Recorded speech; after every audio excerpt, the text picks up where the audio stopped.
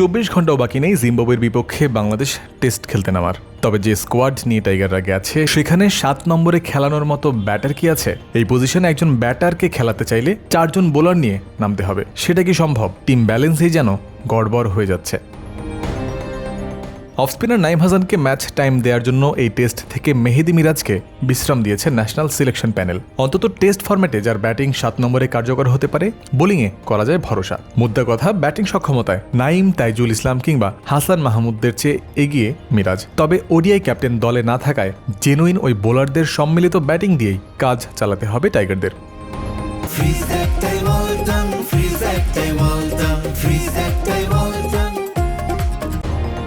পাকিস্তানের বিপক্ষে সবশেষ টেস্টের একাদশ থেকে আরেকটা অবশ্যম্ভাবী পরিবর্তন আসছে। লিটন দাস ফিট নন, তার স্থলে স্কোয়াডে ঢুকেছেন মাহিদুল ইসলাম অঙ্কন। যদিও ম্যাচ খেলার দিক থেকে অমিত হাসান এগিয়ে থাকতে পারেন, তবে আজীবন তিনি টপ অর্ডারে খেলে অভ্যস্ত হলেও ইন্টারন্যাশনাল অভিষেক হলে তার জায়গা 6 নম্বরেই হওয়ার সম্ভাবনা বেশি।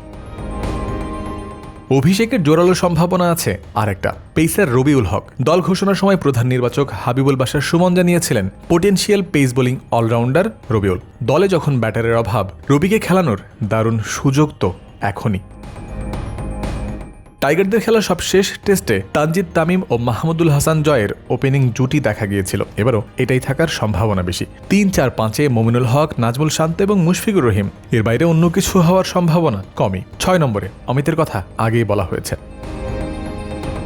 স্পিন বোলিং বিভাগের নেতা তাইজুল ইসলাম সঙ্গী হিসেবে পাবেন নাইমকে। 7-8 নম্বরে তারা ব্যাটিংও সামলাবে, জোর সম্ভাবনা এমন রয়েছেই। সদ্য কাউন্টি থেকে ভালো ছন্দ নিয়ে আসা হাসান মাহমুদ পেস বিভাগে বাড়তি মাত্রা যোগ করবেন। ব্যাটিংয়ে তার কাছেও কিছু অবদান দল আশা করবে। রবিউলের সাথে পেস বিভাগের আরেক সদস্য হওয়ার কথা ইবাদত হোসেনের। রোববার হারারেতে বাংলাদেশ সময় দুপুর 1:30টায় জিম্বাবুয়ে ও বাংলাদেশের মধ্যকার একমাত্র টেস্ট মাঠে গড়াবে। জয়ন্ত বিন্দু, ক্রিক ফ্রেন্সি।